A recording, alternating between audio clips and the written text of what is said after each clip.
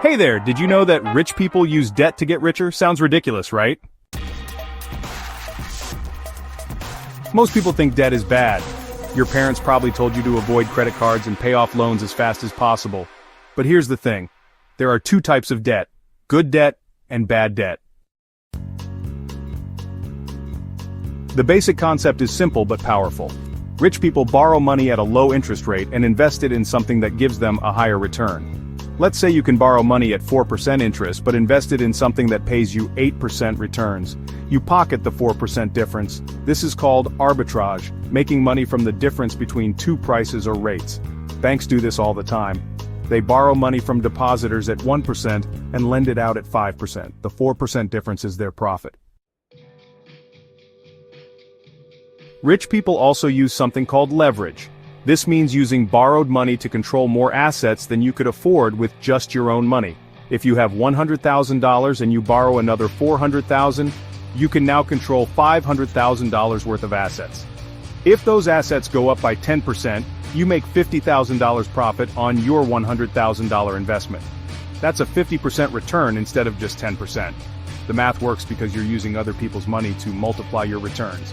As long as your investments grow faster than your debt costs, you come out ahead. Real estate is probably the most common way rich people use debt to build wealth. So, here's how it works. You buy a $500,000 property with a $100,000 down payment and a $400,000 mortgage. Then, you rent out the property for enough money to cover the mortgage payment, taxes, and maintenance. Basically, the tenant is paying off your loan for you. Rich people don't stop at just one property. They use the equity from the first property to buy a second one, then a third, and so on. This creates a snowball effect where their wealth grows exponentially instead of just linearly. Beyond real estate, rich people also borrow money to invest in stocks, bonds, and businesses.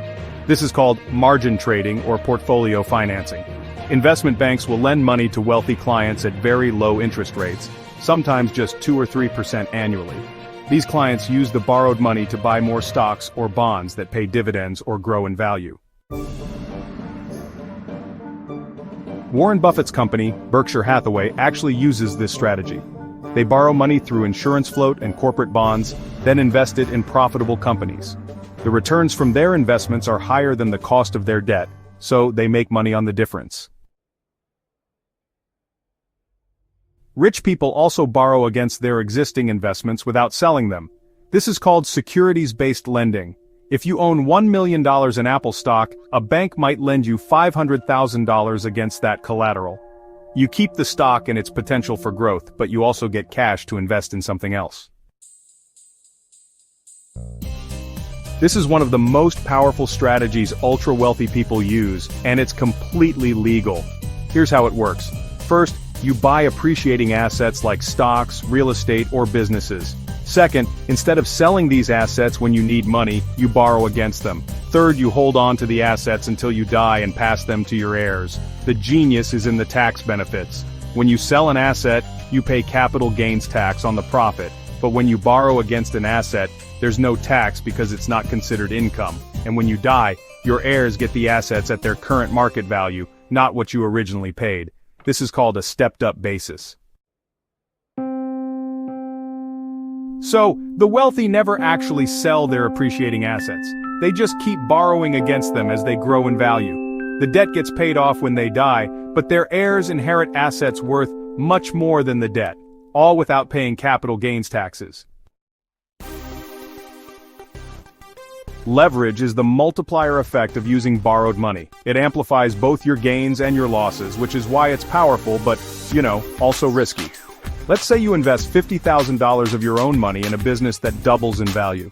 You make $50,000 profit, which is a 100% return. Not bad. Now let's say you put down $50,000 but borrow another $200,000 to invest $250,000 total in the same business. If it doubles in value, you now have $500,000. After paying back the $200,000 loan, you have $300,000 left. Your profit is $250,000 on your original $50,000 investment. That's a 500% return instead of just 100%. Rich people understand that leverage lets them control much larger assets than they could afford on their own. This is how someone with $1 million can control $10 million worth of real estate or investments. But, leverage cuts both ways. If your investments lose value, you can actually lose more than you originally put in because you still owe the borrowed money.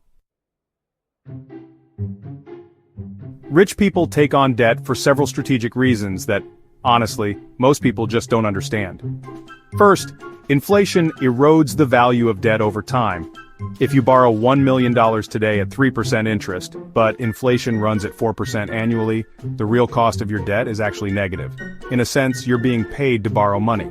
Second, debt provides tax advantages. Interest payments on investment debt are often tax deductible, which reduces your overall tax burden. This makes the effective cost of borrowing even lower. Third, debt preserves liquidity.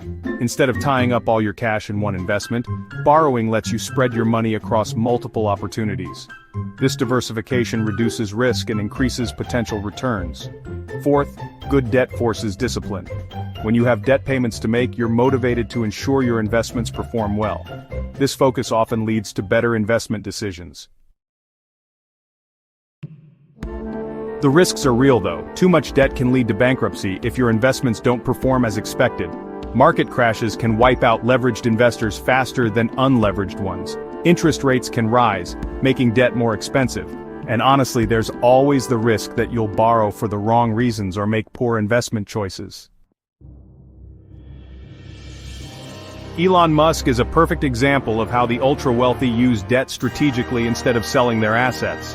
Musk owns billions of dollars worth of Tesla and SpaceX stock, but he rarely sells these shares. Instead, he borrows money using his stock as collateral. In 2021, he borrowed over $13 billion against his Tesla shares to buy Twitter. Why didn't he just sell Tesla stock to buy Twitter? Because selling would trigger massive capital gains taxes, potentially billions of dollars. By borrowing instead, he avoided those taxes entirely. The borrowed money came at relatively low interest rates because banks consider Tesla stock good collateral. Meanwhile, if Tesla stock continues to grow in value, Musk benefits from that appreciation while still controlling Twitter. So this is the buy, borrow, die strategy in action. Musk keeps his appreciating assets, uses them as collateral for cheap loans, and avoids taxes. If Tesla stock goes up enough, the appreciation will more than cover the interest on his loans. Musk has used this strategy repeatedly throughout his career.